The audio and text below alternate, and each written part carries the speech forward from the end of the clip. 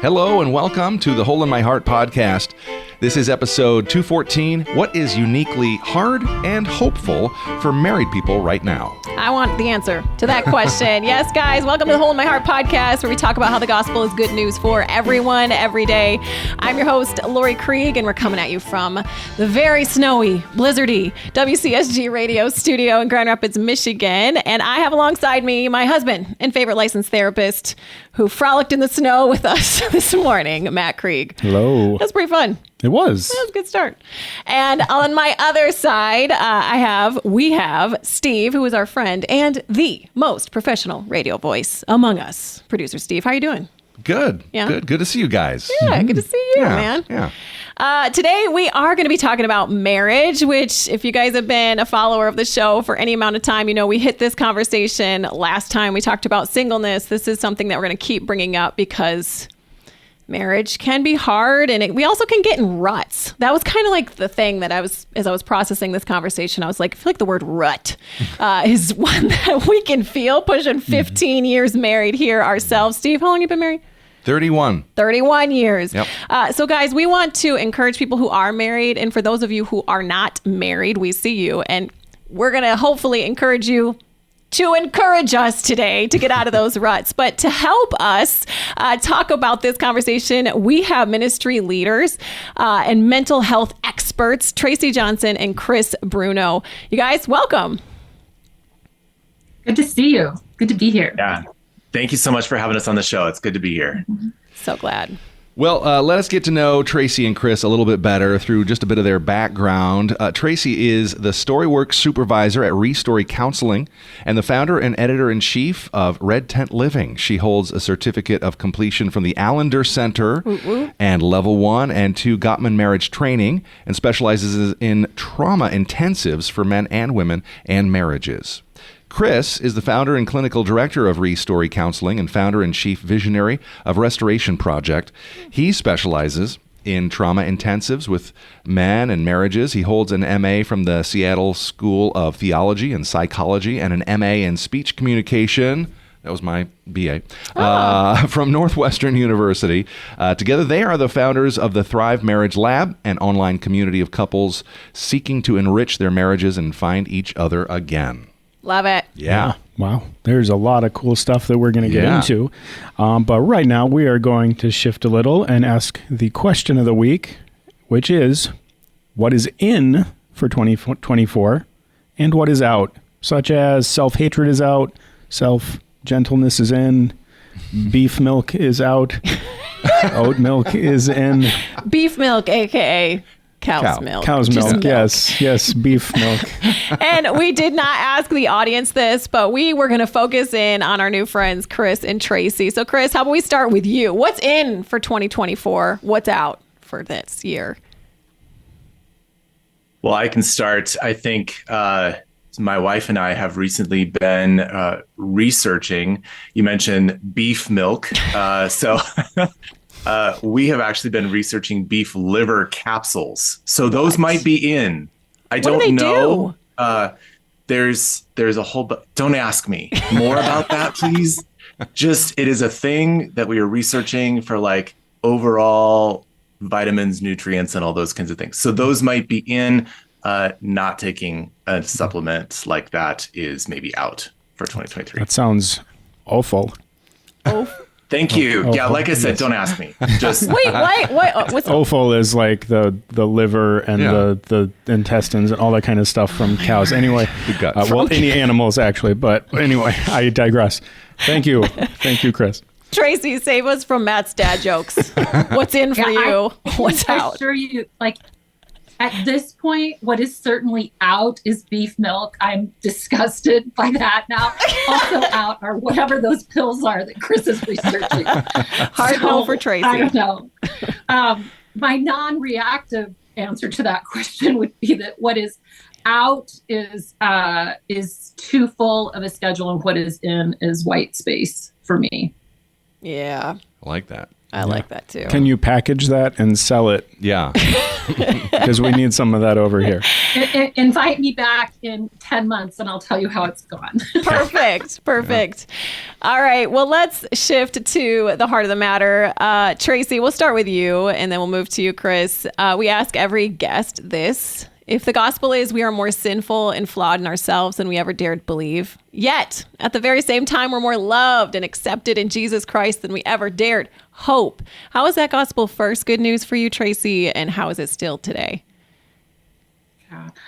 It's such an interesting question. And so here would be what I would say. I grew up in a context where the first part of that message was drilled into me. Like I was not hard for me to understand. There wasn't an absence of teaching around my sinfulness at the Bible church and the Christian school, a Christian university that I went to. And I was really a kid that was wired to achieve. And so I wanted to be good. I wanted to be Christ-like. I wanted to behave well. And that kind of set me on a trajectory where I think I had an intellectual understanding of God's love. I can read that must be true, but that wasn't my felt day-to-day experience as far as the good news, right? The good news was I was saved and I needed to behave well. As I started my journey of recovery from sexual harm, like in my mid-30s, there was a particular time I was sitting in a seminar and we were asked to look at a series of pictures of Jesus with little children and pick the one that resonated for us. And it was the first time that I was sort of face to face with the reality of how I held the gospel, because none of those pictures resonated for me. Wow. What resonated for me was that I was standing in front of the throne of judgment, accounting for myself. And so my journey of recovery became very wrapped in with what today feels like that good news for me, which is that Jesus didn't come to save me from my humanness. I think he came to restore my humanness. In other words, it's okay for me to be human. I can be connected to the Father and the Son and the Spirit, and I can be embraced and welcomed and loved in all of those persons of the Trinity, and not have to be less human. Yeah. And that I needed that message, and that is still transforming me. Like I need that every day. That's oxygen. Thank you for that. There's my answer. That's beautiful. We'd love to hear the answer to the same question for you, Chris. Well, I grew up in a family also similar to Tracy's, where there was that message was drilled in. But one of the kind of atmospheric conditions of the family that I grew up in was that there were people around, but they weren't with me. So I have one older sister. There's only the two of us in the family, and she, from birth, was mentally and physically disabled pretty significantly, to the degree that she still to this day, she's 5 years older than me, but she operates at about a 1 to 2 year old level. And so the focus of the family that I grew up in was really on her care, her well-being. And then 5 years later, I show up on the scene. And so the three, my mom, my dad, and my sister, they were very focused on them. So I was around people, but no one was with me. And so for me, I firmly believe that the gospel is a gospel of withness, to be with, that God longs to be with us, and we long to be with him. And so as a boy, I experienced the lack of withness. And as I grew into my faith, came to know more and more and more through other people and through nature and through experiences with God, that he longed to be with me. And so that continues, just as Tracy said, that there is oxygen in that every day. I need to know the witness of God. And I think that even in the marriage conversation that we're about to have, like there is witness that is woven into the very fabric of the gospel. It is the fabric of the gospel. That's what brings me hope. Love it. That's great. So speaking of the work that you do and this conversation we're going to have, can you just start out, Chris, by telling us like just what is it that you do, and like how that places you in the marriage conversation? And Chris, after Chris, Tracy, maybe kind of give your spin on that as well. Sure. Well, so both Tracy and I work with couples in marriage counseling, and that's individually, that is in some group counseling settings. We mentioned intensives in the intro. So we do that work and have been doing that work for quite a while. Back in 2020, we launched something called the Thrive Marriage Lab, and that is an online community of people that are looking to enrich their marriage. And so together, Tracy and I guide and lead and teach that. And we coach couples from a place of disconnection into a place of deeper intimacy and connection with one another. There you go. I don't know that I can say a whole lot more than that. Yeah. How did you guys connect? How did you two connect? I can answer that. So Chris's wife, Beth, who is also part of our founding team, it's the three of us for the Thrive Marriage Lab.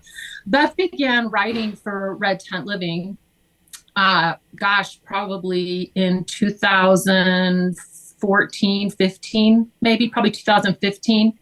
And that's how I first came in contact with her. And then a number of years later, she came to a conference that I was doing. It was the first time we were in person with one another. And we really connected and began to talk more about our own stories and kind of how we came to be where we were. And from that space, she went home, told Chris about me, and that she felt like he and I probably had a pretty similar posture on how we did the work that we were doing. And so that's how we met. That's how we connected. And she was right.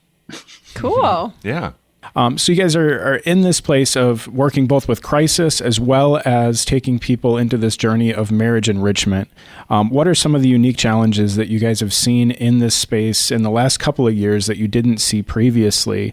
And how are you getting people to move into more of a place of thriving? And Chris, we'll start with you, and then we'll go to Tracy. Yeah, I think that's such a great question. In the last couple of years, I feel like where we have seen couples move is into a devolution of trust. Okay. And what I mean in that is that people have stepped away from a posture of generosity towards their spouses into a posture of protection. And that's, again, a general a general statement there. But it feels like over the last couple of years, this feeling of like we are in this relationship together versus we are in this relationship for our own selves. I feel like that level of distrust has begun to kind of permeate our culture in general, and then it has seeped into marriages and other relationships too, but into marriages to the point where it's like, I need to be in this for me and more than I am in this for us. And so that lack of generosity towards one another has been a shift, I think, over the last 3, 4, 5 years.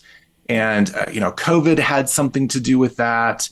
I feel like the general overall kind of nature of the world in the last several years has had something to do with that. What we understand marriage to be and the marriage covenant to be and the shifts in culture around that.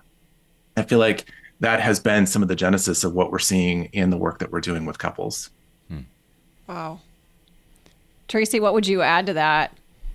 I think I would add it in particular when we think about the couples that we're seeing that come to the Thrive Lab, because the Thrive Lab isn't for couples in crisis, or it's not designed to address acute trauma. The Thrive Lab is really a space just for sort of the regular run-of-the-mill couple that is experiencing some sort of lack of flourishing in their marriage, right? And so I think what I have found with the couples that we're working with, and it goes, I think, dovetails with what Chris was saying, was that they are just profoundly disconnected and incredibly lonely. And the Surgeon General's report that came out in May about the greatest, mental health crisis that we're facing as a country is actually tied to loneliness. I think we're seeing the manifestation of that in the couples that are coming to us. And so you've got that. I'm so lonely. How can I be so lonely in this marriage? I feel so disconnected from you, and I'm not supposed to feel that way. And then you couple that with this sort of, mistrust, distrust, and you've got the recipe for people living in a home together, feeling like this is not what marriage is supposed to be, but really without tools to try and, bridge that disconnection that is feeling so acute for them. Chris, what would you say? Because I'm literally married to a mental health therapist. I read books on marriage and stuff all the time. And I was like, oh, I could totally relate to, it's so easy, the rut, the drifting. It's so easy to move into your separate corners in the living room on your phone, not engaging. So Chris, can you help us, how, if you see that sort of lack of openness and generosity, that sort of loneliness, where do you begin with a couple? Mm-hmm. One of the things that you'll hear us say often is that the Thrive Marriage Lab and what Tracy and I and Restory is all about is helping couples understand the why behind the what. Why behind the what. And so there is this aspect of, it's not just teaching people some new ways of engaging, giving some tips or techniques of communication, helping them practice some practical things. Yes, we have some very practical things, but it's not going to come at that top level of just find some new ways to get off your phone, set an alarm to connect, those kinds of things. The why behind the what is really looking into the deeper narratives that each of you as an individual bring into the marriage, and how you are when you are sitting on either side of that couch. How are you actually trying to survive the experience of disconnection? Mm-hmm. And you learned how to survive that experience of disconnection in your relationship by some protective measures that worked for you growing up that are now being embodied again in your relationship.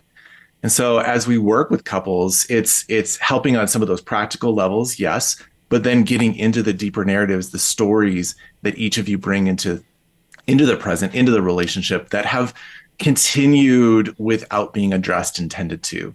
And that is really what we're about, is tending to the broken, hurt, lost, wounded narratives that you bring into the relationship, and helping you as a couple connect over those stories rather than allow those stories to be something that cause disconnection. How can the narratives, the stories, bring you closer together when you can find one another in those places, rather than allowing them to keep you on both ends of the couch?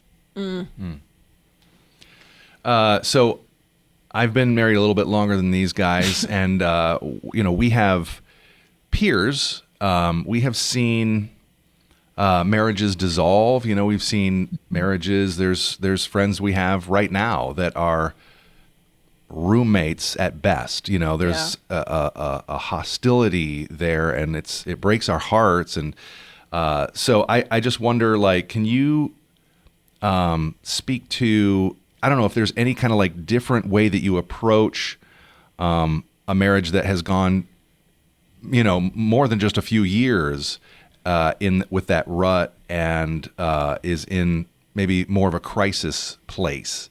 How do you, I guess, work with those couples maybe differently? It might be a subtle difference. I don't know.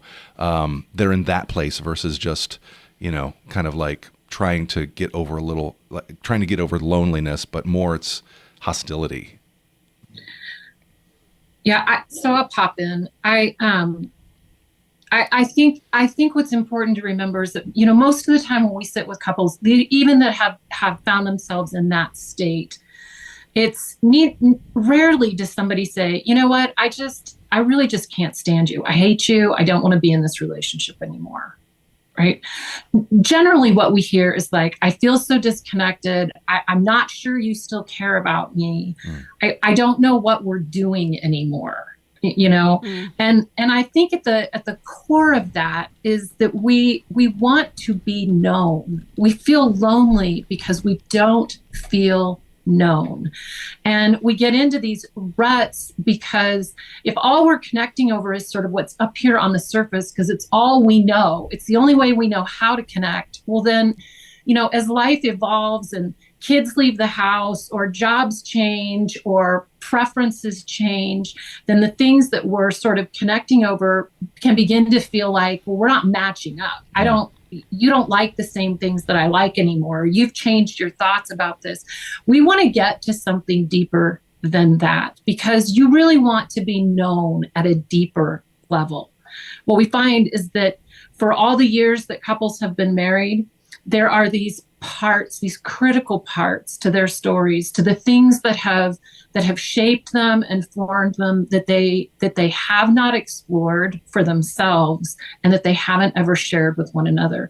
And those stories and the way they survive those stories are driving their disconnection. They're driving their survival strategies.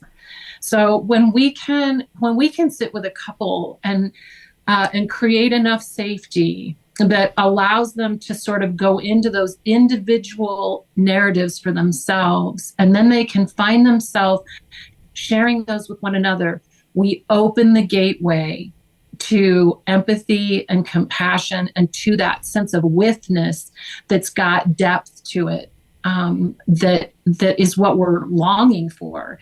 It doesn't always work.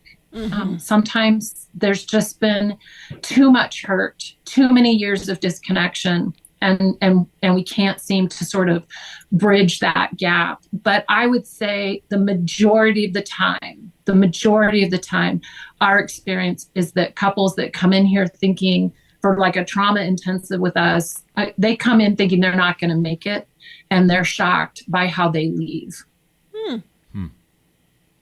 Oh, that's encouraging. So you have people who may come in with that mindset of we're not going to make it. They don't have much hope, and then they get that hope over the course of the intensive. And you said like we long to be known, not just in our marriages, but especially in our marriages. And I feel like a lot of what I see, there's people who maybe learn the communication skills, they learn to be able to kind of connect at a deeper level. But part of the process, at least for me, is always like, okay, to be known and enjoyed. Like how do you then turn that knowing into like an expression of enjoyment within the marriage? And I think of play, which is something that like as adults we're typically not very good at. I know I'm not super good at it. I'm good at a project, but just like being present and playing is not easy. And so I guess in your marriage work, how have you seen and cultivated kind of that sense of we get to enjoy one another here as well, not just like know and tolerate each other? Mm-hmm. It's interesting. I mean, just this month in the Thrive Marriage Lab, we are teaching about play as a marital narrative and how important it is in a marriage to be able to, just like you said, delight and play with one another and enjoy one another. I feel like we cannot enjoy or delight in our spouse truly unless we actually have a sense of who they are. Who did God make them to be? When we think about, when God thought up your spouse, I love how Ephesians talks about this, that we are the handiwork of God, and that original word for handiwork is, translated as handiwork, masterpiece, craftsmanship. The original Greek word is poema, which is where we get our word for poetry. And so when we think about our spouse as the poetry of God, can we begin to be a student of their stories, of the poetry, of the rhymings and the rhythms and the kind of flow of who they are and how they how they were meant to image forth the glory and presence of God. If we can get to know those parts of our spouse, then of course we're going to come to a deeper sense of delight in them. And play requires a level of risk. It requires a level of vulnerability. And it requires some aspect of like, I'm going to give up some aspect of like the adult space and allow myself to sink into my child inside of me in order to play with you. So we will be silly. We will laugh. We will have imagination. We will go out into the world of wilderness and nature and ice skating and whatever it is that is inviting us to that childlikeness. And I love how Christ even invites us to become like a child in order to participate in the kingdom. How is that no different in our marriages? But we can't get to that spot of delight and play with one another if, as we were talking earlier, we have walls of hostility and surviving one another and self-protective measures that are in place. So we need to get to the place of delight. I think all of us want to delight in our spouse and be delighted in our marriages. And we can't get to that without first doing some of this really critical work. And at the same time, I think the keys to open some of the doors to more knowing and being known is dating one another, having experiences that are intentionally designed to bring us to a place of, let me hear more about you. Let me tell you more about me, and have that story connection so that we can delight in one another. Yeah, and I think in that, I think one of the things that couples start to bump up against is that they feel like, well, there's nothing new here, right? That's that rut that you're describing. And I think about ruts like cul-de-sacs, and we're just riding around in the same cul-de-sac because it's familiar and it's safe and it's known, and my trike works really well in a cul-de-sac. But the reality is that, like, you are always becoming. Yeah. You are always becoming. Your spouse is always becoming. I think about, like, Jesus is always doing a new thing. Always. And so something new is always happening inside your spouse and inside of you. I think we forget that. Yeah. And so that, I think that's part of what we are aiming to do for couples, is to both remind them that they don't actually know everything about one another, and they don't actually know exactly what their spouse is going to say next. And often we find, like, couples in crisis come in and they are finishing one another's sentences negatively. Right? Because they just know. I know this is what he's thinking. I know this is what she's going to say. I know this is what she wants. It's like, but actually you don't. Yeah. And that speaks to the cultural distrust that has permeated marriages. Yes. Can you, Chris, speak to risk?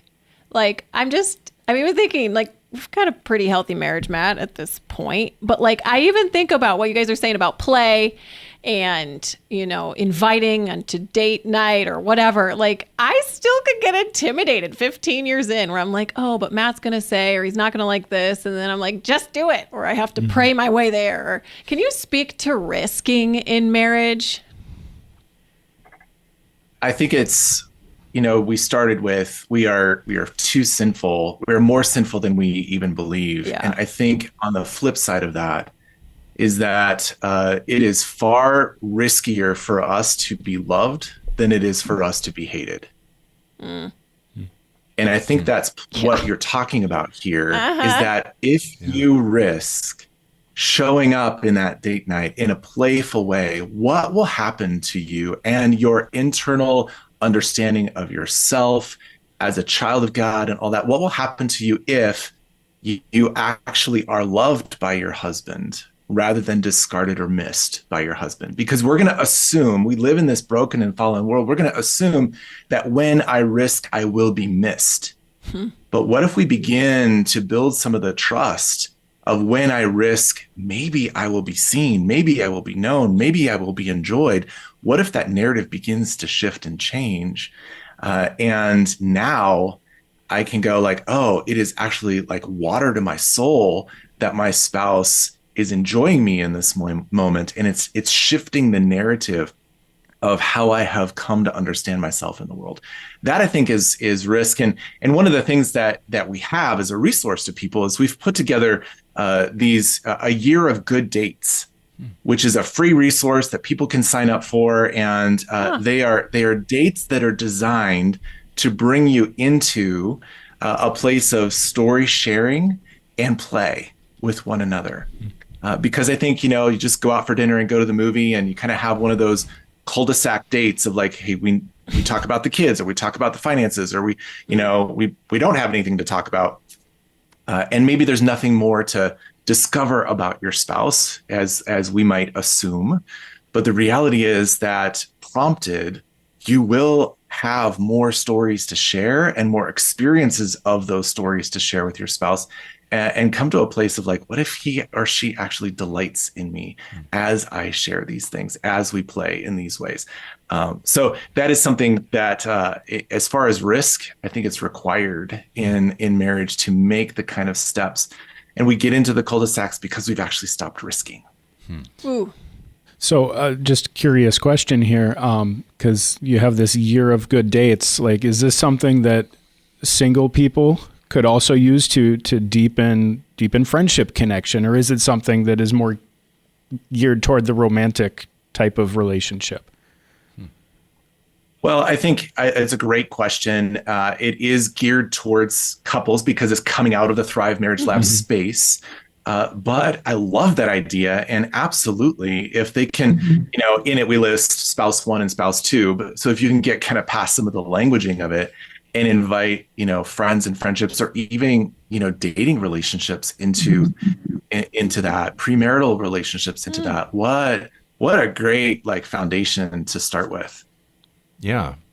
So I was thinking similar, kind of maybe building on that. How can we as the church kind of help with some of these principles, help one another? And I don't mean like pastors or church ministry programs. I mean like the beautiful, diverse body of Christ. How can we help one another in our marriages, and maybe even single people being involved in that? Often I know that for people of my age, we tend to have this mindset of, as a married couple, we need to, in some way exhort or encourage our single friends. But it also goes the other way. How can the beautiful, diverse body of Christ help us as married people through what you're talking about? Kind of put you on the spot, but what do you think? I think that one of the most helpful things is setting aside your help. Like your fixing and your advice giving and your that I think is that fuels disconnection and a sense of unknowing like nothing else in the church. And so I think we're quick to, offer a program or suggest a book or, let me just pray for you, or, but remember God loves you. Just all of those kinds of things that just drive that sense of isolation and loneliness. Yeah. One of the key things that we talk about in like that forming of healthier relationship is tied to, and Chris, you should talk about this, but a posture of awareness and curiosity and kindness. And I would say, I think that would be one of the greatest tools, just as brothers and sisters in the body of Christ, if we could start engaging in our relational interactions, like what are you aware of? Like, what are you noticing in the other person? And then being curious about it. Tell me more about that. And then having a kind response to that is just that's moving towards them to be with them, not to fix them. Yeah. I say at the end of the day, we're so uncomfortable with our own uncomfortable emotions that we can't be with anybody else in their uncomfortable emotions. That's it. Yes. Yeah. So good. Yeah. I'll never forget my friend Courtney, shout out, when we were going through our marriage hell. She's single, never married. And I would tell her what was going on. And she would just say, "Oh, I'm so sorry." Yeah. That, like, it still sticks with me. It's however many years later. It's 5-6 years later. Just the like witness. And every time we talk and catch up, I'm like, so I'm still here, still in pain. Mm-hmm. And she was like, "Oh, I'm so sorry. I'm going to be praying." There's power in just being with. Yeah. And even the courage, the risk, I mean, back to like risk to say, tell me more. Yeah. Yep. Tell me more about that. Yeah. So if there's a couple that you're thinking of, or if there are multiple couples you're thinking of that are in a spot maybe where they just need some hope, is there something that you, Tracy, and then we'll move to Chris, can offer just as a piece of hope that maybe they can hold on to? I mean, I'll start. I'll say, I really believe what Chris said, which is that hope is about risk. Hope has movement to it. And so, the hardest thing to do when you're feeling stuck is to do something that feels risky. And I'll often tell people, if you're not feeling like a fool, it's probably not hope. So if you're feeling stuck and you're in whatever that rut is, and it just feels kind of hopeless, what would risk look like? Just the smallest risk. For you, the smallest risk might be to look at your spouse and say, "Hey, what do you say we leave here and go to Starbucks and order something we've never ordered before and talk about whether we like it or don't like it?" Like that is a small movement out of the cul-de-sac, but it feels risky, right? So I think I would tell couples, you don't need to do something big to get out of the rut. You just need to do something small. The smallest risk can be the beginning. That change is the trajectory out of the cul-de-sac. And there's probably more beyond that. But what I'm hearing you say is like, for couples that just like, give me a little something I could do today. Yeah. Mm-hmm. Yeah, that's good. And I would say as well that we were designed by God for connection. We were designed by God for connection. And when you step into understanding even how the human brain is formed, how our neurological pathways, our bodies are formed, our identity is formed, it is in the context of relationship, which should not be a surprise to us, because we were created by a relational God, a God in relationship. Let us, the Trinity, make humanity. So we were designed for connection. And so if there's a couple that is experiencing a level of hopelessness, I think the first thing I would say is let us remember that we were actually designed for connection and not designed for disconnection. Let's remember that first. And then secondly, when it comes to the aspect of hope, we find ourselves in those cul-de-sacs or with even that higher level of hostility because we have accepted and settled for a narrative in our relationship that is a narrative of disconnection. Yeah. I guess this is just how it's going to be. He will never know me. She will never see me. Whatever, like there is a settling, kind of this abdication of responsibility in the marriage to go like, well, here we are. This is just how it is. And I feel like when we remember that we were designed for connection, hope is actually a defiance against that narrative, a defiance that, no, I was not designed for disconnection. We were not designed for, we were designed for connection. So let us take some of those risks. Let us actually defy the false narrative and step back into the true narrative that this is how Jesus made us. And he gave us one another to find one another here. Let's defy that narrative and move more into and take the risks and go to Starbucks and get something ever ordered before, because there is something far more at stake here than just another night where we're sitting on the couch looking at our phones. Preach, Chris. Yeah. That's good. Yeah. Man, guys, thank you so much. Clearly, you are a bottomless well of wisdom together. And I can see, Chris, why your wife connected the two of you in order to advance the kingdom in this space. So we will link to your Thrive Marriage Lab, to the Good Dates link, which could also be used in friendship and premarital work and dating. But just thank you for sharing, really encouraging us. I felt myself being like wanting to just touch Matt, which I'm not a touch person, and give him a little hug. I'm going to call my wife as soon as we're done here, and similar. Yeah. So thank you so much for sharing and encouraging us today. Absolutely. It's great to be with you. Yes. All right. We'll be in touch. Man, that was a great conversation. We're going to send them off onto their next things, and we're going to reflect together. So what did you guys think?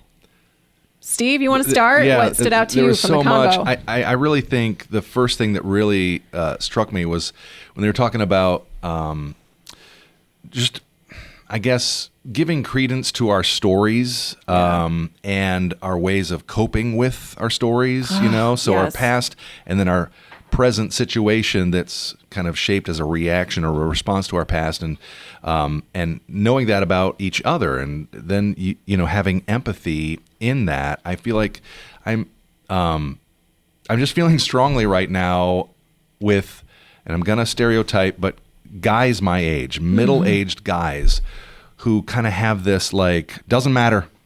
It's like they just live in denial. The past is the past. Don't matter. Just living in denial of the story. Yep. And so just are not willing to go there. And I think a lot of wives kind of want to have empathy for that. And again, I'm generalizing. I shouldn't do that. But I just see it. Yeah.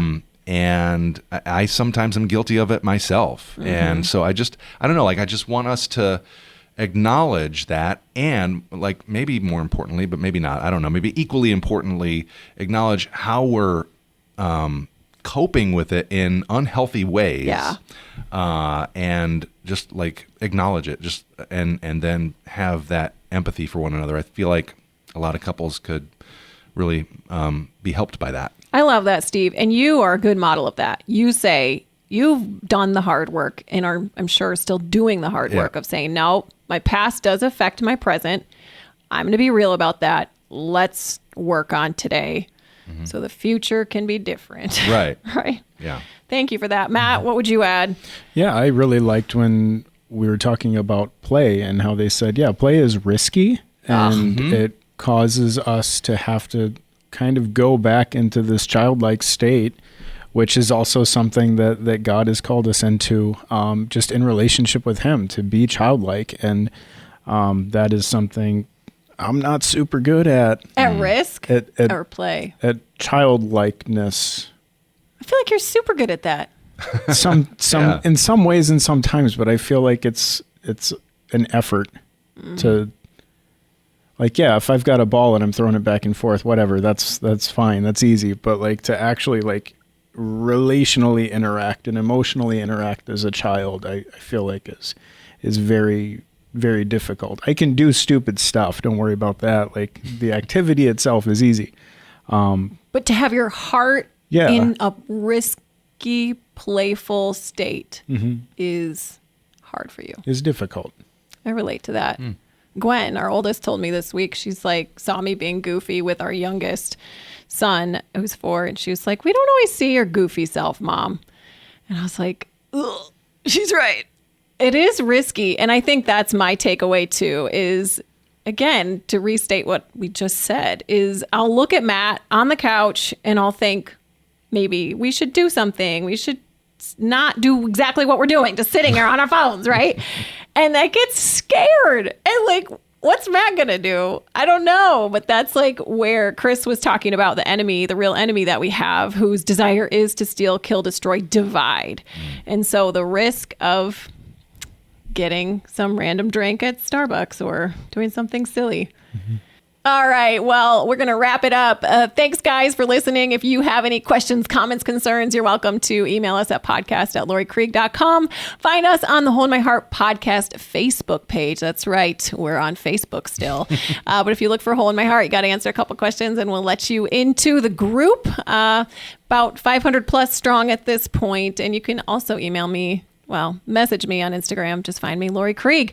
But we do have a question of the week where we will ask it on the Facebook and the Instagram. What was your childhood favorite cereal? Your favorite cereal as a kid. What was it? I'm going to go with Captain Crunch. The kind, the like little circle peanut butter balls. I don't even know if they make them anymore that rip your mouth up so good. It hurts so bad, but it tastes so good. What about you, Steve? I've got a few different categories, so it's hard to like narrow it down to one. I'm gonna say Lucky Charms. Oh yeah, just the marshmallows like our kids, or Well, all of it? No, back in those days that wasn't an option. Yeah. I had to finish the whole thing, Yeah, but yeah. the marshmallows were what made it. Oh yeah. Yeah. Matt. Yeah, I would say Cocoa Pebbles about 3 bowls in when the milk is super Yes. 3 chocolatey. balls in. Oh yeah. You lived a very different life than me, guy. Just killing the whole box in one shot. Yup. No question. Wash it down with a Hershey's bar and milkshake. Guys, we want to hear from you. What's your favorite childhood cereal?